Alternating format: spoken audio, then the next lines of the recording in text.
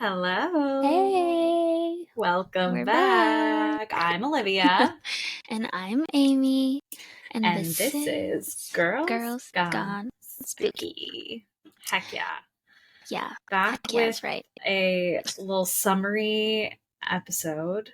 We're talking haunted hotels. Yeah. So originally we were thinking like haunted vacation generally, and then there are just so many haunted hotels that literally that's all we did. So Amy's kicking us off. I won't preamble.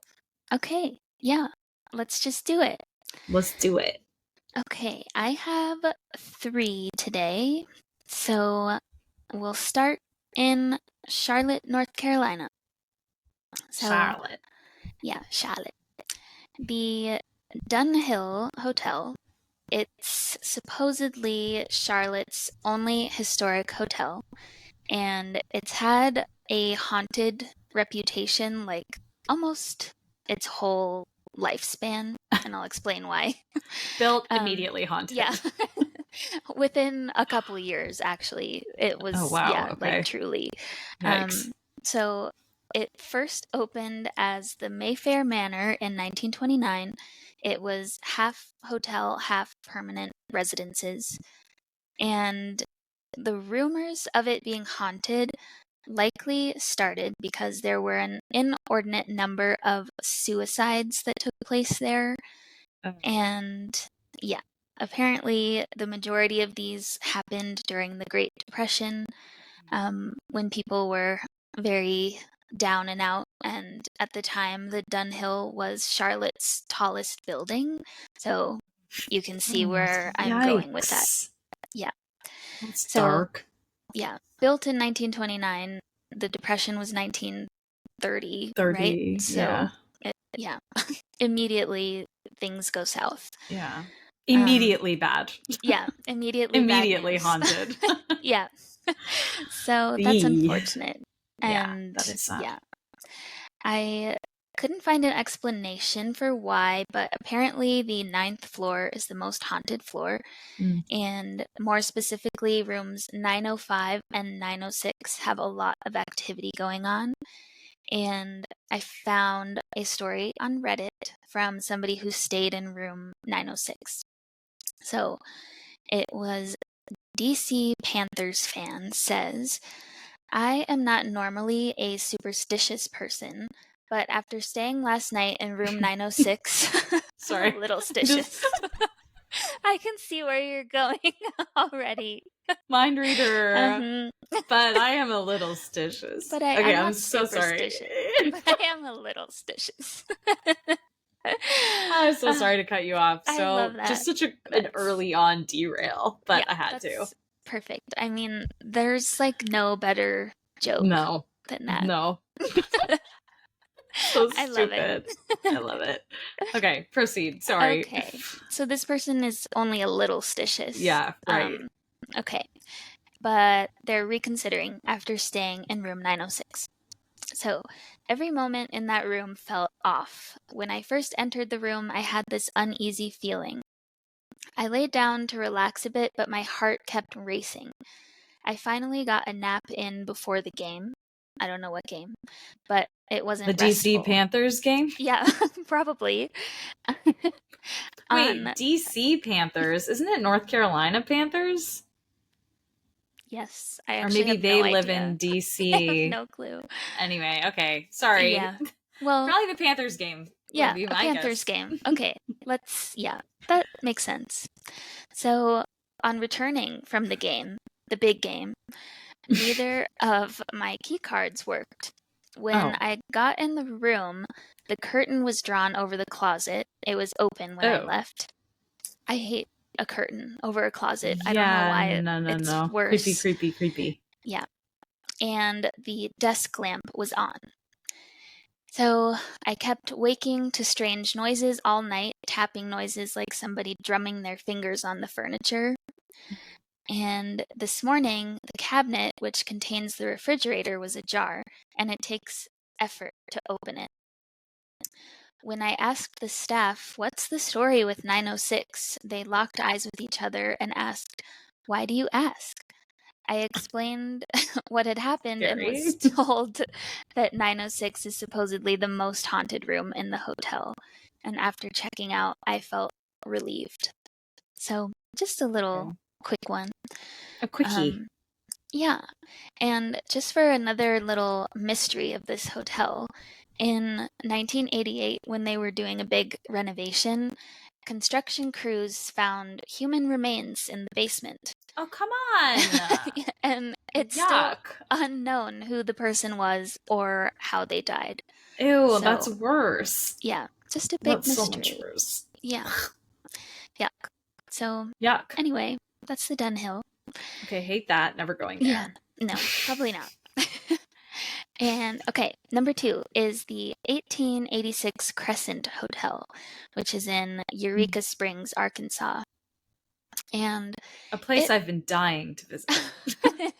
Same. Sorry to anyone living in Arkansas. No shade. I think Arkansas might be a hidden gem. I haven't been there, but I have heard from people that it's beautiful. Like, actually mountainous. And I like the hand gesture that went with that. Mountainous? Not just like a flat, I don't know, plains. Is that part of Appalachia? Maybe at the very edge. Let's look. I feel like we looked at a map of Appalachia. I know, but I don't remember. Last week, and Arkansas I already forgot. Well, it's huge. And it comes up often. There are 13 Appalachian states, and Arkansas is not one of them. Okay, it is. So they've got their own mountains. Yeah, it is all of West Virginia, parts of Pennsylvania, Ohio, Maryland, Virginia, Kentucky, North Carolina, South Carolina, Tennessee, Georgia, Alabama, and Mississippi. Okay. So you like how it got increasingly southern as we went down? I think that was appropriate because Mississippi is pretty freaking southern. Yeah. Pretty freaking southern, brother. Hell yeah, brother. Okay, so not part of Appalachia. Yeah. Hidden gem. Yes. What was it? Eureka Springs? Yes. Arkansas. I don't know about that specific town, but just the state in general. Okay. Might be a secret. Hidden gem. Maybe like a little there. bit of like a... I don't know why I'm talking about it. A geological gem, according to Amy, who's never frequented this geological gem. But we could find out one day. With a hand situation. Yes. And they have a hot springs. I do know about that. They have... maybe Amy loves a hot springs. Maybe that's all they have. Let me verify this as well. A hot springs. Are you getting it confused? Park. I don't think so. Oh, it is in Arkansas. Yeah. Okay. Phew. So anywhere that has a national park, it's a good sign. That's in true. My opinion. That actually is very true. Yeah. Because there are very few like dog shit national parks. State parks, on the other hand, it's different. Yeah. Different vibes. National. That is true. Good sign. They bring out the big guns for those. They do. Yeah. The forestry department brings out the big guns. The most like peaceful job you could possibly have. They're like whipping out their ARs. Yep. Okay. I mean, it is Arkansas after all, so they got the guns. They sure do. Especially out there in the middle of nowhere.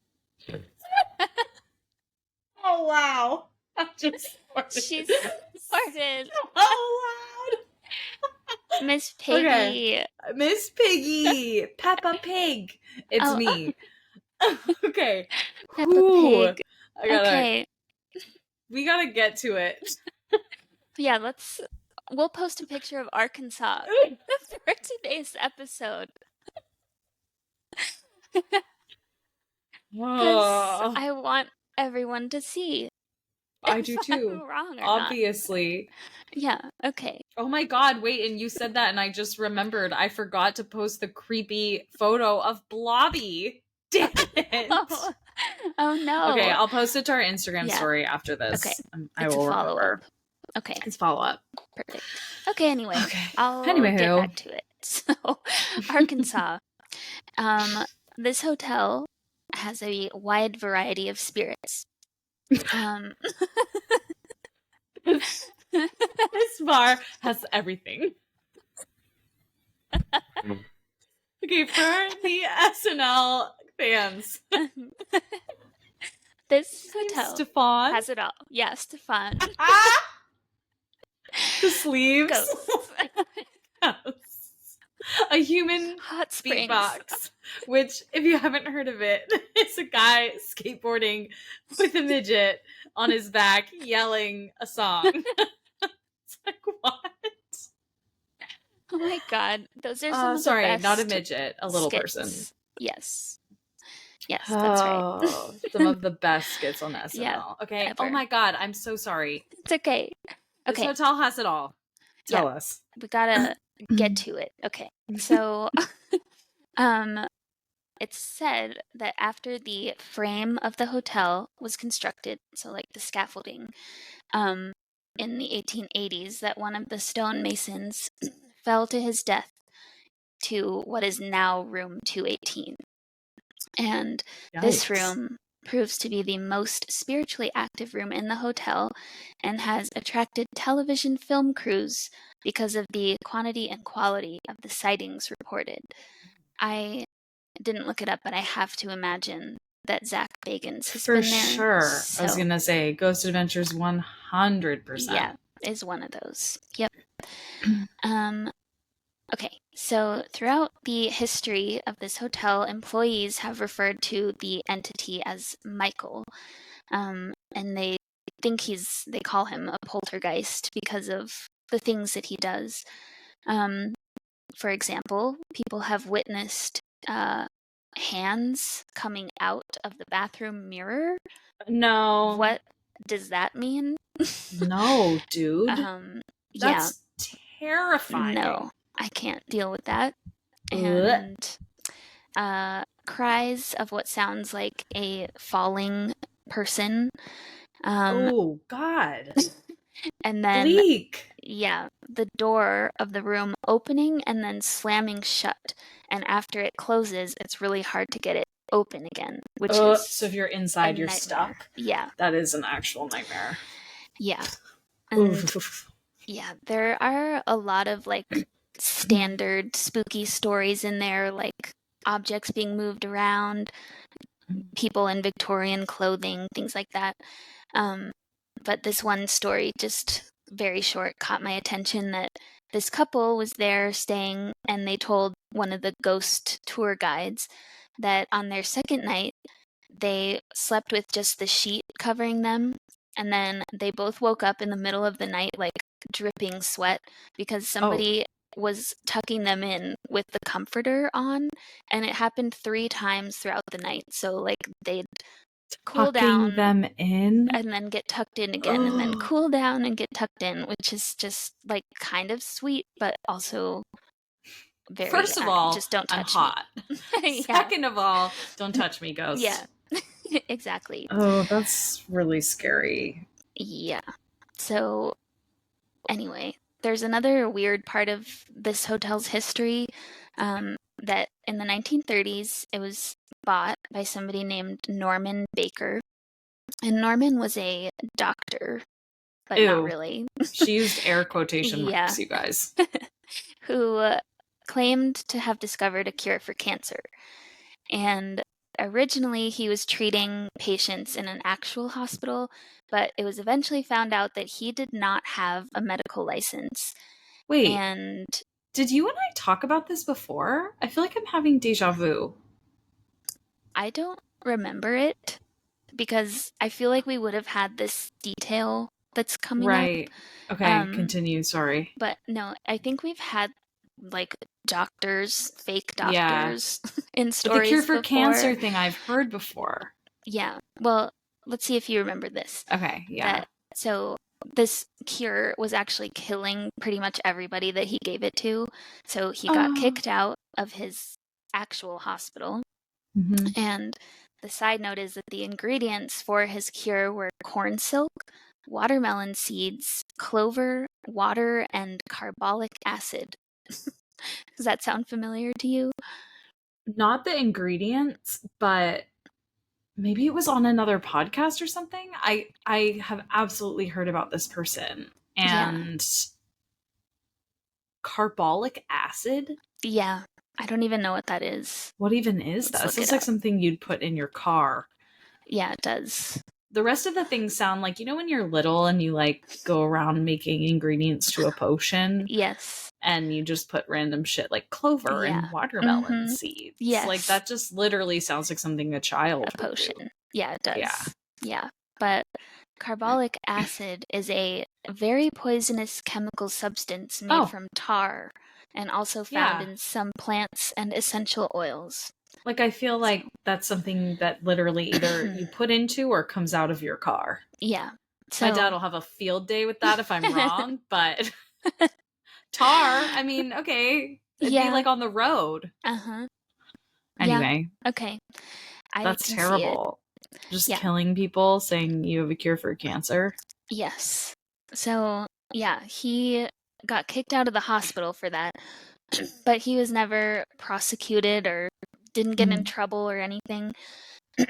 So, hang on. Gotta clear my throat. Get it, girl. I'll clear mine with my mic on. Okay. I can't do it because of my cool pop star headset now. I think it'd be too loud. Okay. But anyway, he didn't get in trouble, so he was able to buy this hotel in 1937, and he turned it into a makeshift hospital. Oh, and he come on. continued to give these treatments to people who were convinced that he knew what he was talking about.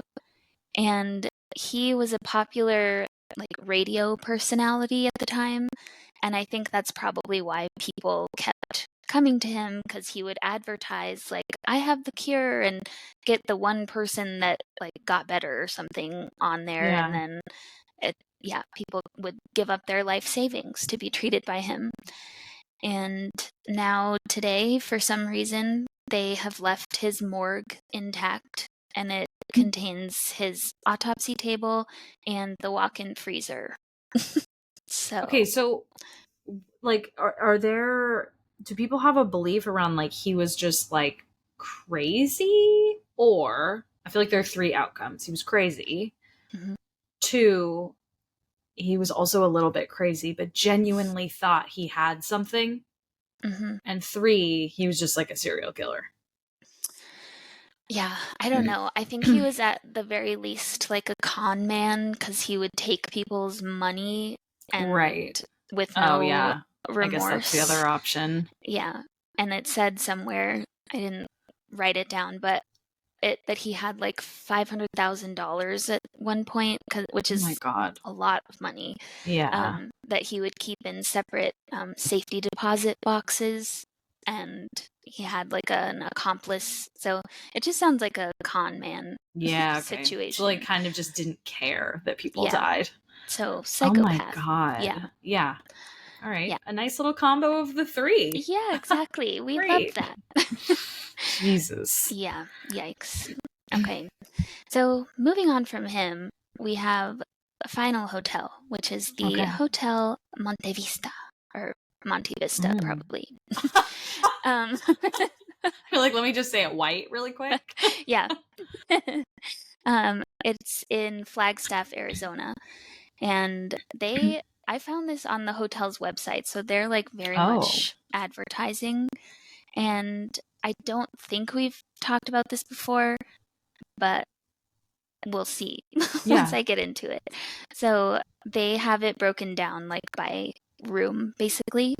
So in room 220 is the Meat Man, which is yuck. Don't like it. No. Ooh, that gives me chills. Yeah, it's so. They say this bizarre long-term boarder was known by his strange habit of hanging raw meat from the chandelier. In a hotel? Yes. Dude, people are so gross. People are gross. They have no boundaries sometimes. It's so, yeah. Oh, God. I don't know. But anyway, in the early 80s, this lodger, the Meat Man, was found in his room 3 days after his death. So Oh. just him and the meat. So he's the meat hanging out. now. Yeah. Blah. Yuck. Mega yuck. And yeah, so not long after he died, a maintenance worker was working on a few repairs. And he left the room in need of some fixture. He turned the lights off and locked the door. He came back just a few minutes later to find the television on at full volume, and the linens on the bed had been ripped and scattered around the room. Ripped? Yeah, ripped. That's not easy to do. No, he's strong. He's the meat man. He's got a lot of protein. Meat man, rip! Yeah, I gotta rip. Must rip.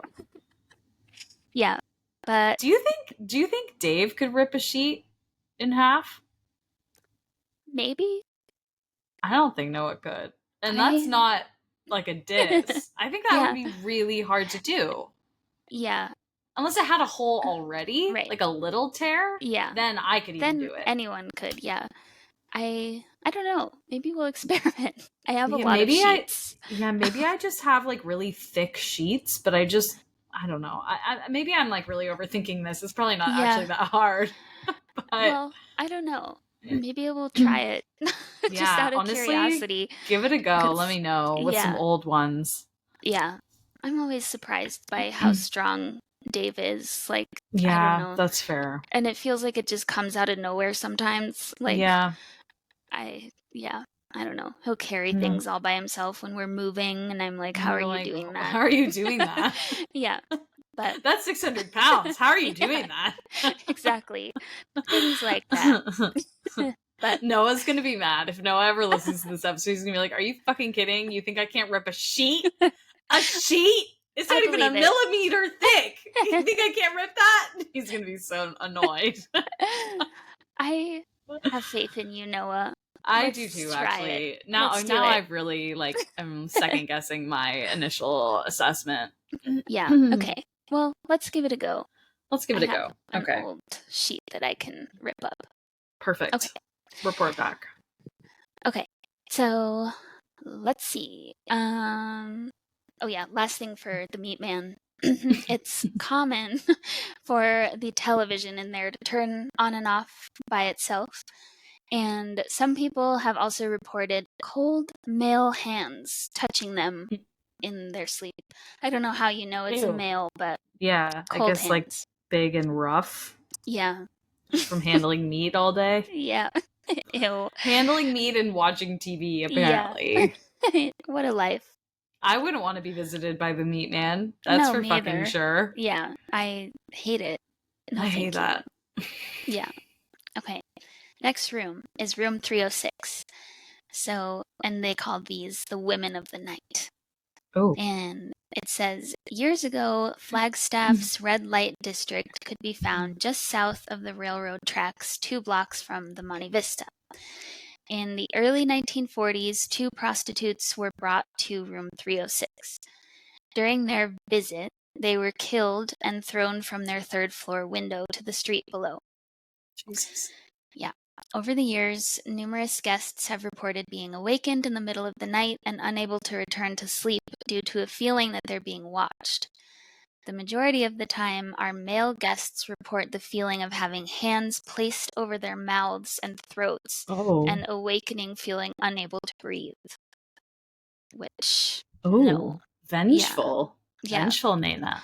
I don't blame them. I would be too. too. Yeah, what the hell? Yeah.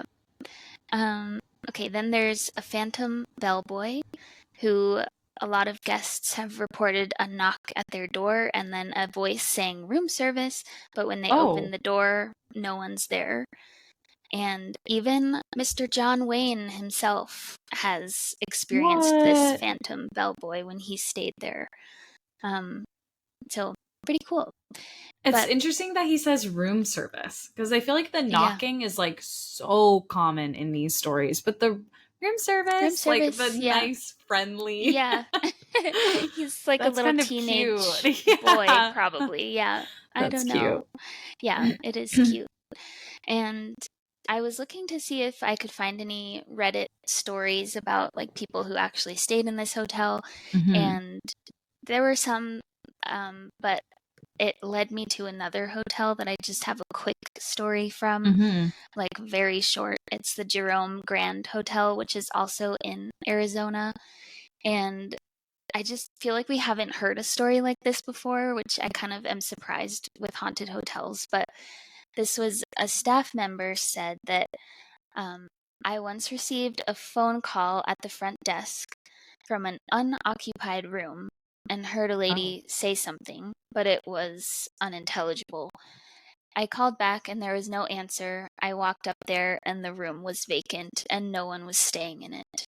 So I That's don't know. weird. Ghosts using the phone, just Yeah. calling for a chat. For a little But chit chat. They're yeah, lonely. yeah, That's I creepy. guess. Because even if it's not a ghost, like, who's in there? Right. And nobody, when they went up to check, there was Yeah. nobody inside. So I don't Don't know. like that. Yeah.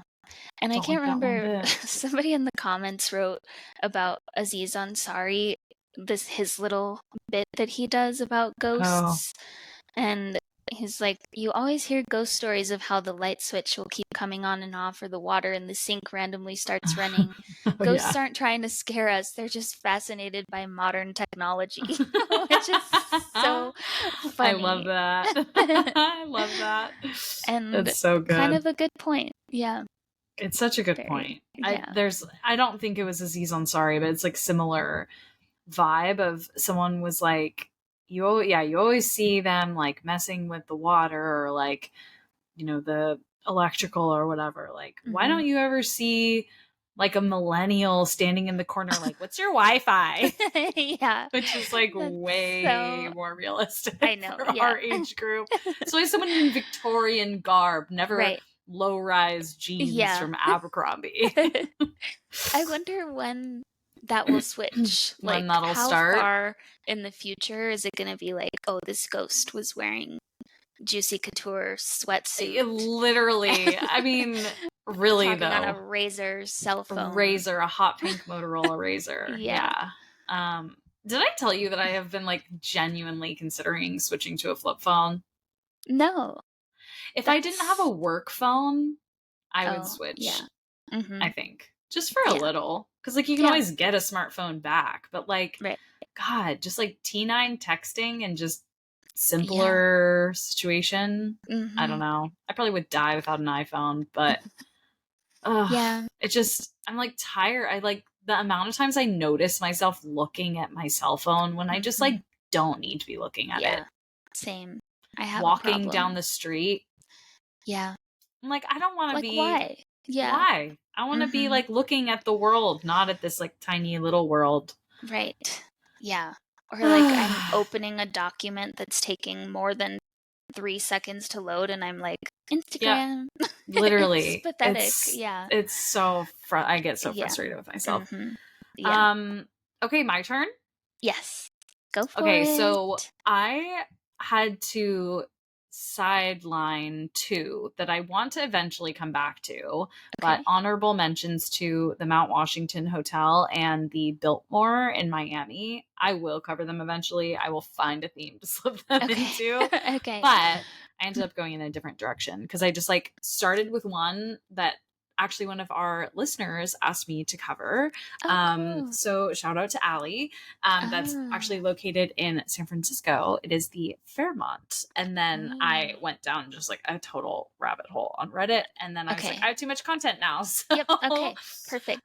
Okay, so we're gonna start with the Fairmont in San Francisco. It is Okay. located at 950 Mason Street, in Nob Hill. It's like at the top of the little hill, overlooking all of San Francisco, basically. It's beautiful.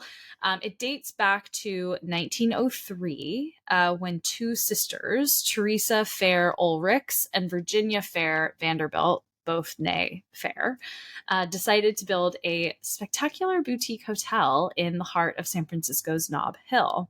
It was dedicated in honor of their father, Senator James Graham Fair, and the two hoped that the business would become a renowned local icon in the name of their father. Mm-hmm. It is said that the Fairmont survived the 1906 earthquake relatively unscathed, while the sisters perished during the disaster, Hmm. but neither of those things are true. So Oh, I okay. did some research and I was like, Yeah. Fair sisters, death in earthquake or Mhm. fire. And it was like, no, they lived till the 20s and 30s. Oh, So that's wow. just straight up untrue. Okay. And the building did not fare very well in the Mm. earthquake. It was mere weeks after the building was debuted that the earthquake hit and it Oh. was destroyed, like Oh, completely no. destroyed. Yeah. But the sisters, in their wealth, were undeterred, and they hired an architect named Julia Morgan, women supporting women in the Mhm. very early 1900s. Love Yeah. that. Uh-huh. Who would actually later become the nation's preeminent female architect. Ooh, Um, cool. so they hired her to rebuild the entire thing. So exactly 1 year after the earthquake, the Fairmont Hotel reopened and soon became the social hub of the city. During the next several decades, the hotel shifted ownership several times until the early 1930s, when obviously the economy stagnated, caused by the Great Depression, eventually dragged the hotel into a state of benign neglect. But once again, the Fairmont Hotel rose from the ashes. At the end of World War II, two events served to transform the business: the International Conference, which led to the birth of the UN, and the purchase of the hotel by Benjamin Swig. He was an East Coast businessman who hired interior decorator Dorothy Draper, who completely redesigned the space to reflect the ambiance of a Venetian palace. Under his watch, the hotel basically underwent this like cultural renaissance. It quickly became the desired spot for visiting celebrities, athletes, and even US presidents. Mm. Tons of like lore and like rumors about what have happened there outside of the paranormal. JFK stayed there. There's like a story that as Jackie was entering the room, Marilyn Monroe was slipping out of some like hidden secret Whoa. door out of his hotel Um. room. Like lots of like cultural lore. Mhm. um the Kardashians have a photo from the rooftop. Antoni Porowski from Queer Eye has stayed in the Mm. penthouse. Like tons of celebrities, athletes, presidents have all stayed in the penthouse space. So it's like Wow. very, very popular, Yeah. beautiful. Fancy. Yes, very fancy. There are mixed reviews around how up to date it has been kept in terms of like the other rooms. So you'll see that in some of the stories that I have. But there are two theories of who haunts the hotel. It's supposed to be both of them. The first is the Fair sisters themselves. They obviously survived well beyond the 1906 earthquake. Teresa or Tessie died in 1926, and Virginia or Birdie died in 1935. Birdie is the most like Yeah. 1900s name Yeah. I've ever heard. Yep. But understandably, the spirits still love the hotel. They built it in dedication to their father. So, they're known to take care of its visitors and even caress them in their Oh, sleep, which great. leads to our first story. This Ooh. is from Ayaya 1726. This is from 5 years ago. This happened 4 years ago, and to this day, it still gives me the creeps because of how intense it was. I'm from Southern California, and I had just gotten married and was moving to Northern California. A friend and I decided to take a trip to San Francisco since I was going to be calling it home soon. My friend booked the room with 2 full beds at the Fairmont Hotel. She told me she got the room for a really good price because it was during the week and the hotel is now relatively old. We drove up to San Francisco in separate cars, met at the hotel, and it was a complete 180 from the pictures I saw online. It was a Victorian era hotel, and the inside where the front desk was completely dark and ominous looking. No windows except for the glass front inside. Oh, from the glass front, doors and mirrors everywhere. After checking in, we took the elevators to the 5th floor, and as soon as the elevator doors opened, we were surprised by how dead silent it was inside, given the fact that San Francisco is extremely noisy. Our room was the very last door on the left at the end of the hallway. The carpet was a deep red with gold triangles. Gold frame mirrors covered the walls, and anywhere you turned your head, you were guaranteed to see your reflection. As soon as we got to our door, she handed me the key and quickly said, "You open it." I swiped the card and pushed the heavy door open, and it was pitch black, which was even creepier given the fact that it was 4 p.m. I did the good old fashioned put your hand against the wall, quickly look for a light switch before the monster in the room eats your hand. And as soon as I hit the switch, nothing happened. No light whatsoever. We looked at each other and I said, "You're going in there with me." So we held hands and walked into the pitch black room and felt for light switches and lamps. Finally, I found a lamp on the desk that worked, and she and I didn't really think much of it because it was obviously an old building and some of the light switches were just maybe not going to work. A couple hours later, after we settled in, she and I went to go grab food and decided to go back up to our room and eat since the drive was long and we were tired. I let her take the bathroom first since she wanted to take a shower, and she asked me if it was okay if she left the bathroom door cracked open because it made her kind of nervous closing it. As soon as she stepped in the shower, I heard the door close. I was looking at my phone, not really paying much attention, but all of a sudden I hear her yelling and banging on the door. I hop up out of bed and quickly open the door and ask her why she closed it. She says she didn't, that the door slammed, the lights in the bathroom shut off as soon as the door closed. And we tried to explain it away with, oh, it's a heavy door, it's faulty lighting, whatever. I had to sit in the bathroom and make sure the door stayed open just so she could finish her shower. Oh, that would be so scary. I know, so scary. Once we were in bed and ready to go to sleep, we decided we'd leave the TV on since that was really the only source of light in the room, and it would probably help us sleep more comfortably. I vividly remember having a dream of me walking through San Francisco, but it was clearly a different era. I want to say the 60s or 70s. My dream was colorful, and it kind of looked like a poster from a Beatles album, sort of psychedelic, and the people in the streets looked colorful and happy. I looked down at my body and I realized it wasn't my body. I was in a man's body. And quickly, the colorful streets turned gray, and all the people who were colorful and smiling now looked like they were being tortured and in pain. I remember being scared and running away from these people.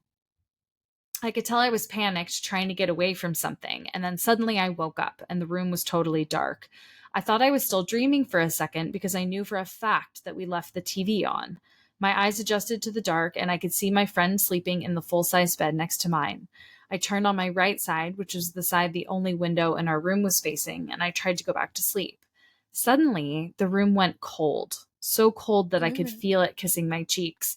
Then I heard heavy footsteps coming from the front doorway towards our beds. I don't know why, but my first instinct was to pretend that I was sleeping, so I quickly shut my eyes and stayed still. I heard the footsteps come toward my bed, which totally made me panic, so my breathing started racing, and then suddenly I felt a heavy weight on my left side sit behind me, so heavy that my body moved back towards the weight. It was breathing heavily and started stroking my hair. Ew. Yeah. I didn't feel anything malicious, but I was terrified, and I remember not being able to say anything for some reason. I couldn't speak. I couldn't move.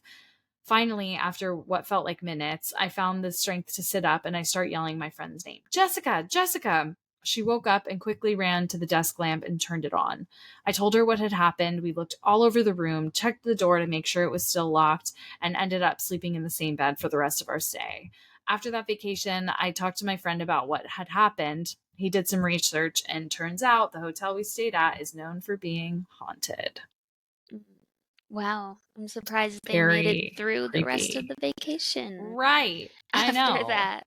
I know. Caressing her hair. Yeah, Ugh. I would freak out, dude. I would flip out. Yeah. Yikes. So the other alleged ghost that is in the San Francisco Fairmont is a friendly prostitute, or rather the ghost of a prostitute who was murdered in her room, who can often be seen roaming around the hotel. I couldn't find anything like really compelling, honestly, about this one. She doesn't show any signs of malevolent behavior. She likes to chat up the guests, and she's obviously not in like current day garb. And she likes to lounge around on the hotel's beautiful 4-poster beds in her red teddy. So people get a little Oh. sexy surprise Yeah. sometimes, I guess. How funny. Yeah. So that one is just like, I don't know as much about it, but interesting. So then, like I said, I went down a bit of a rabbit hole and ended up on the Fairmont Banff, uh, this kind of topic, I guess. Yeah. And I think I stayed at the Fairmont Lake Louise, I think, not the Banff one. I need to check because I think the Lake Louise one is also supposed to be haunted, but the Banff one has like resident ghosts that like are known far and wide. Okay. So I figured I'd highlight some of the ones that are there. Yeah. So the first is Sam the Bellman. And I found this like awesome roll up of exactly who Sam the Bellman is on the Ghosts subreddit. And the way the person formatted this is just so type A and like perfect. It's like type of entity, ghost/spirit, time known / active since the 1970s. Location, Banff Springs Hotel, Banff, Alberta, Canada. Wow. Okay. Introduction. I'm just going to read the whole thing because it's so good. Okay. In the vault of hotel folklore, few figures are as mysterious and enduring as Sam the Bellman or Sam McAuley from Banff Springs Hotel in Canada. Long after his passing, Sam continues to make his presence felt, becoming a subject of curiosity for guests and staff alike. Whether you're a skeptic or a believer, the tales surrounding this loyal former employee are too compelling to ignore. Historical background. Sam McAuley was a Scottish immigrant who worked as a bellman at the Banff Springs Hotel until his retirement in 1975. He passed away in 1978, and shortly after his death, guests and staff began reporting mysterious occurrences attributed to Sam's spirit.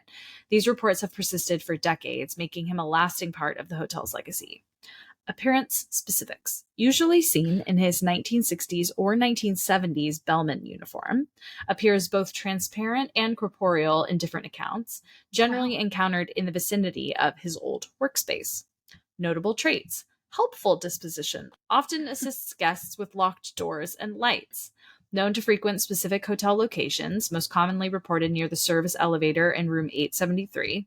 Selective visibility, appears to some people but not to others, often vanishing when directly acknowledged.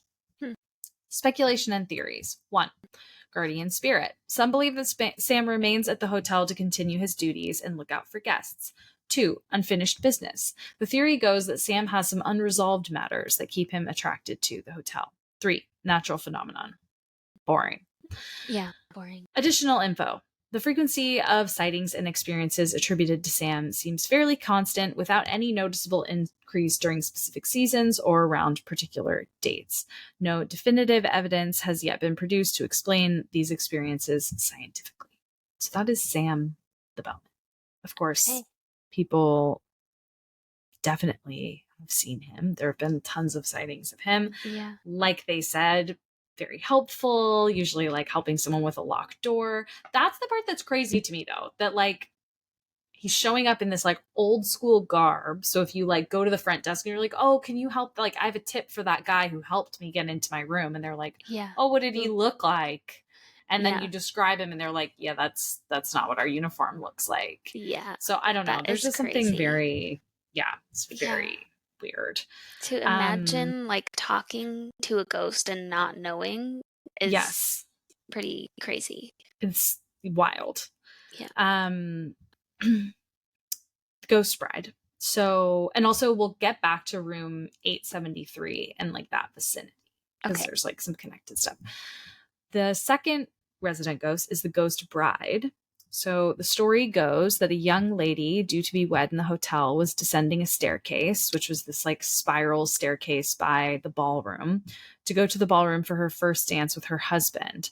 However, as she descended the stairs, her dress caught fire, and in a mad dash to put it out, she fell down the stairs, breaking her neck and dying instantly. Guests say, I think I know you hate have the neck heard breaking. this story before. Yeah, I think it's a very famous one. Yeah. Mm-hmm. Guests say they can see a ghostly bride or figure dancing in the ballroom and crying. The origins of this one, so this was actually this person, TJ Smudger 92, used to do ghost tours at the hotel for tourists. So apparently this came from a group of colleagues in the 1980s who worked at the hotel trying to come up with the best ghost story for the hotel that would attract guests and not scare them off. So Okay. apparently this one is That's like fake. maybe completely made up, Okay. which is so funny. And I then the guess maybe last that's one, better that the yeah, poor bride didn't I catch on know. fire and break her Yeah, neck on her wedding right. day. That's Horrible. pretty bleak. Horrible. Yeah. And there's also no record of a death like that in the Okay. hotel, and there would have had to be. Yeah. And then room 875, or lack thereof. On the 8th floor, there's a missing room, and the story goes that a young family were staying in the room for a weekend getaway, a father, a mother, and their young daughter. The mother and father had a huge argument, after which the father went to the bar and got very drunk. In his rage, he snuck into the kitchen, stole a knife, and went back to the room, stabbing his wife to death while his daughter looked on. No. Then he says, I know this one is a lie because I made it up. Oh. Okay. But Great. it's so crazy because these stories literally like took off. Like people 100% believe all of these to be true, and they're not. He's like, there's never been a murder at the hotel. Which, like, thank goodness. Yeah, that is good. What a trickster. He was like, all that really happened with the missing room was the room was expanded into 2 rooms and became 1. And so they just got rid of 1 room number. Like, that is so funny. Yeah. Wow. Yeah. So interesting. He said that it became a problem because you can see where the doorway was. So most of the time, like, people who aren't staying at the hotel will go and knock on the door, which is right where the head of the bed is, and will wake up the guest thinking, you know, they're like, oh my God, a ghost is knocking on the door or whatever. Ghost of the murdered wife or whatever. So anyway, very like kind of funny little ending there, but I just thought it was good. Okay, so then I just have like a couple other good ones that I found that I really liked. One is I accidentally stayed at the one of the most haunted hotels in my country, and it was low-key terrifying. This is from Dick IDK, but spelled like DIK. Dick IDK. And they say, so basically, I somehow managed to stay in one of the most haunted hotels in Scotland, and only found out after I had spent 2 nights alone in the so-called most haunted room. So, bit of a backstory. I enjoy hiking and walking in the mountains, and there were a couple different hikes I wanted to do around Loch Lomond. So I decided to make a weekend out of it and book a cute little hotel. So they end up booking a place called the Drover's Inn, and it was like the perfect location, looked really cute and quaint and nice. It has been an inn for 300 years. And all the information is about ghosts on the site, but they didn't book it through the site. They booked it through like TripAdvisor. Okay. Something. Missed that detail. Yeah. So they say, a quick caveat, all of this was happening in November, where it gets dark around 4 p.m. here at that time of year. So it's like dark. Yeah. When I arrived, it was already dark, maybe about 5:30 p.m. I had driven about 4 hours that day and was very tired, so just checked in, went straight to my room. They gave me room 6, which now I know is apparently their most haunted room. The hotel was basically empty because it was off season, so maybe the staff gave me that room as a joke to see how long the 20-year-old lassie would last. I think there were only like 6 cars in the car park, and I presume most, if not all of those, would have to be the staff's cars. At this point, it was just a normal, nice hotel, no bad vibes. I was enjoying snacks, watching Netflix, hanging out. The first night, nothing really happened. Maybe I slept through all the ghosties shenanigans because I was so tired. One thing I did note, though, was I could hear people walking up and down the hallway outside the rooms every 15 minutes or so. It's an old building, so nearly every step you take makes some kind of creaky sound, and I'm a nosy bitch. So after the first hour or so, I started checking to see who was walking up and down the halls. Obviously, no one was there, but I just thought maybe the sound was coming from somewhere else in the building, or maybe an adjacent hallway or room. Back to Netflix I go. Like I said, after that, literally nothing else happened that night. I still had no clue about the paranormal history of the hotel, so it wasn't even on my mind. I wasn't worried about it. Yeah. The next day, I woke up very early, around 6 a.m., to get my stuff ready for a day's worth of hiking around. I'm always very careful with packing my kit because in Scotland at this time of year, you need to be really careful as the weather can change drastically in a millisecond. Like, I literally have a checklist, maybe it's overkill, that I check as I go. I checked all the things off it when I was packing back home, and now I was rechecking everything just to make sure. Somehow my hand warmers were missing. You know, those little gel things you squeeze and they get hot? Vanished. LOL. But didn't think anything of it. I hadn't unpacked the night before, so I just thought I had somehow forgotten them at home. They weren't vital, so I left anyway. I got back to the hotel just before it got dark and went to my room to warm up. This is the part where I start suspecting some creepy things are going on. I walk in and my hand warmers are laying on top of my pillow the way they lay chocolates on a pillow in fancy hotels. Big note. This all happened during COVID, so cleaners don't come into the room during your stay. And if they did, I would think a cleaner did this, but my bed was still haphazardly made like how I had done it in the morning and the bin was still full.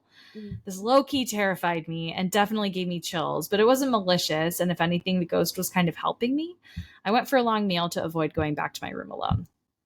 So this is the spicy part. Again, I went to bed kind of early, mildly freaked out, but nothing terrible. I was still clinging on to the idea that a lovely cleaner had come into my room, found my mysteriously misplaced hand warmers, and placed them on my pillows. I woke up at exactly 2:33 a.m. I remember because I looked at my phone to seemingly nothing. It was very quiet in the room. It had been kind of windy that day, but I couldn't hear anything except for myself moving around. Just for context, the bed is like a 4-poster bed with little short curtains around the top. I was lying facing the window and I felt something sit on the other side of the bed facing the door. Nope, nope, nope.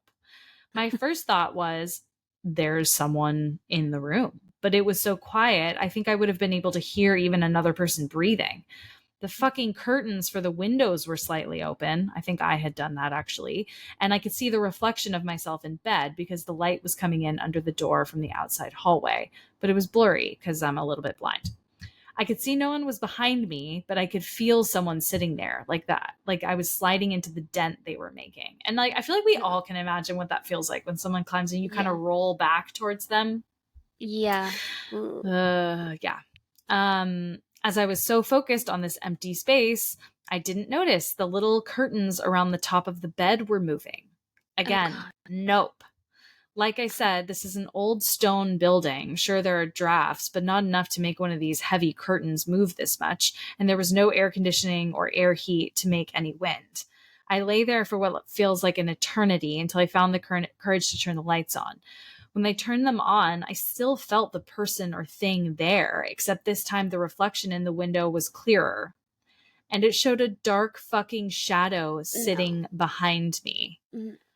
I looked at it for what felt like 10 hours, but was probably only 10 seconds. Then I blinked and it vanished. The dent in the bed vanished, and I just lay there until I had the courage to move. I did eventually and put on a show and just sat there with every single light on in the room until morning. Nothing happened after that except more footsteps in the hallway outside again, which is strange, but maybe explainable. The dark shadow, however, is not. Also, I was definitely fully awake during all of this. I had gone to sleep around 8:30, so by the time it was 2 a.m., I had already slept for 6 hours and was feeling wide awake and refreshed. I checked out, probably looking slightly disheveled, and decided to search the hotel's actual official website when I got home. This is when I found out that not only had I stayed in one of the most haunted hotels in Scotland, but I also stayed in its most haunted room. Oh, of course. I feel like it's not nice to give people that room without saying something. No, when there's no one else there, like why? Yeah, That's so mean. Plotting. Literally plotting. Okay, I have just a couple more. This one is from a user whose profile is deleted, but it was on a thread, like asking for people who've specifically worked at hotels. But I thought this was interesting because a lot of it's like complaints from people vacationing at the hotel, reporting to them. Yeah. And you just did one in Scottsdale, didn't you? Flagstaff. Oh, Flagstaff. Okay. I was like, you did Arizona. Okay. Yeah. This is one in Scottsdale, Arizona. And I don't think they ever say, I don't think they ever say where the hotel is. Yeah, I don't see it, but I'll like pour over the comments after. So I was the front desk manager of a resort in Scottsdale, Arizona. It's high end, where a lot of NFL football teams would stay when they traveled, and all sorts of famous people rolled in and out of there. So I had my fair share of stories. But there's one room that we could never rent out, even if we wanted to. Well, maybe a whole floor, I should say. The resort had two sides, the east and the west. The east side was the part connected to the lobby. It had a bigger pool, common room with games, and it was where breakfast was served. It was far busier than the west side, and each side had 4 floors. And while the fourth floor on the east side was fine, the same couldn't be said for the west side. The fourth floor of the west side was one big room. It had anything you could imagine in there: grand piano, billiard table, TVs, consoles, a full kitchen, a floor of rooms, you name it. That's where we would put our teams or bands who came to stay. It belonged to the owner of the hotel, and he made it so that he could basically live there as he got older. Well, he passed away a couple years into me working there, so we decided to start renting it out instead. The first couple of occupants would complain about noises and small inconveniences, but maybe around the sixth occupant, things started getting really out of hand. I remember it so clearly because I was scared out of my mind and didn't know what to do. It was about 2 a.m., and I was working the front desk. I got a call from room 410. You guessed it, fourth floor, west side. And the caller was panicked and asked to check out immediately. I informed them that I could transfer them to another room or just check them out of their stay, and they didn't even consider transferring. They just wanted to leave ASAP. I tried to get an explanation, but all they said was, "I'll tell you more in the lobby," and hung up. I was confused and waited for them to come down. Eventually they did. They were all out of breath and pale. They explained to me that, quote, "the music just won't stop." They said the grand piano played all night on its Whoa. own, Oh my God. that the microwave would constantly beep and lights would flicker like strobe lights. I started to get anxious, but I helped them check out. Once that was settled, me and a few late night coworkers decided we had to check to make sure. What if they were lying and just wanted a free stay for the night? We made our way up there, and it all seemed normal. I was embarrassed that I even felt scared or upset that I had refunded such an expensive stay. As we checked all the rooms, we heard a glass shatter.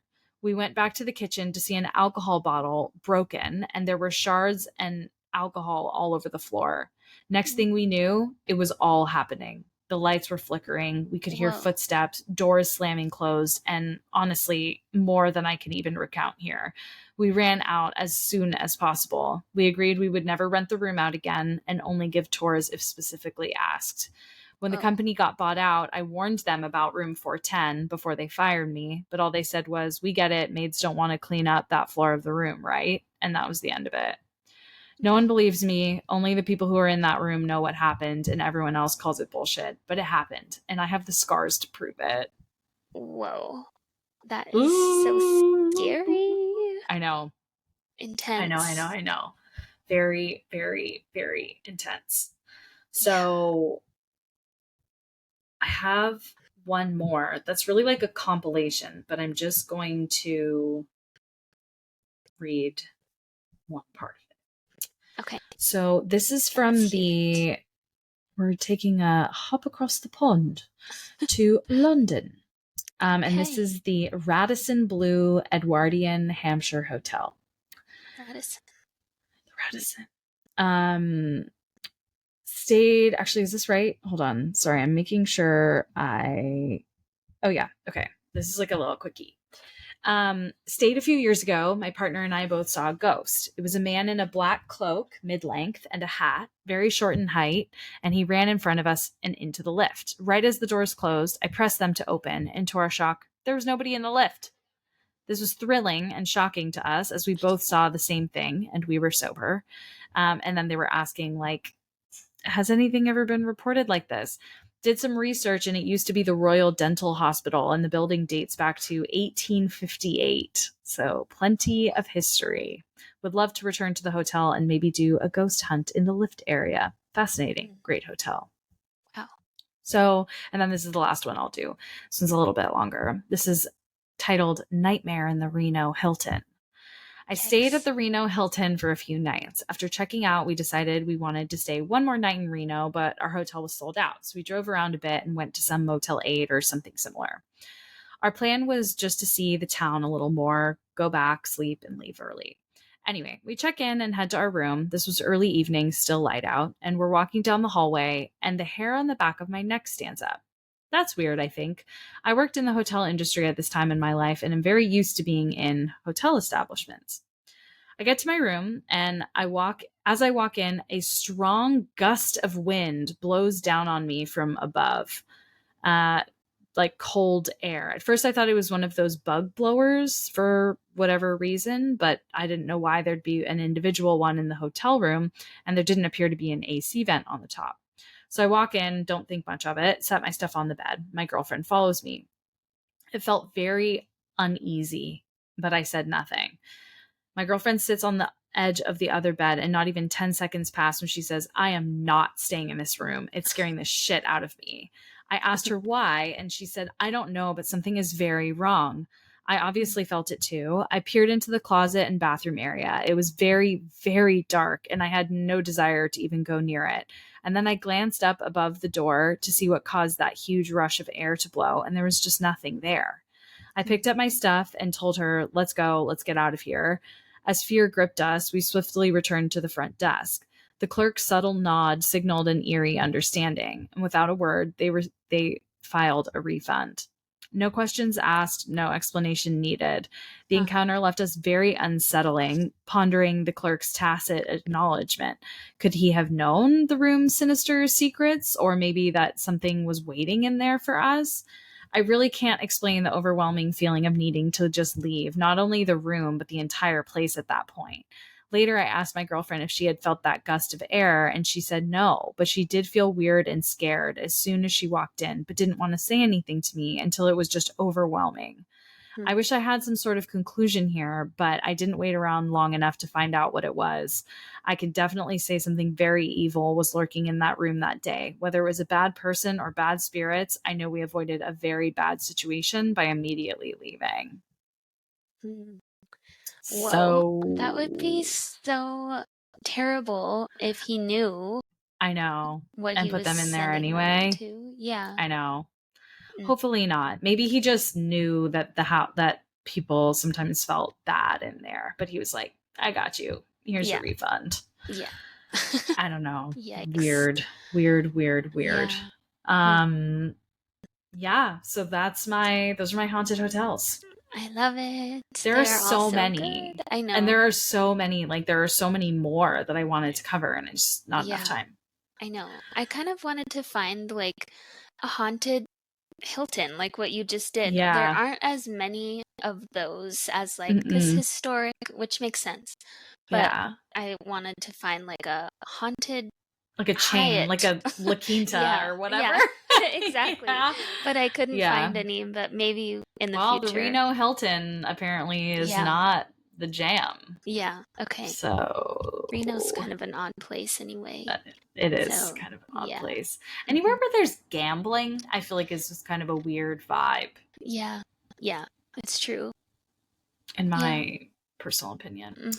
Well, anywho, you guys can follow us on Facebook, Instagram, TikTok, YouTube at Girls Gone Spooky. Wow. You can, DM us. I know we're everywhere, you guys. You can DM us or email us your own scary stories at girlsgonespooky@gmail.com. We'll be back next week with another episode. And until then, stay spooky. Bye. Bye.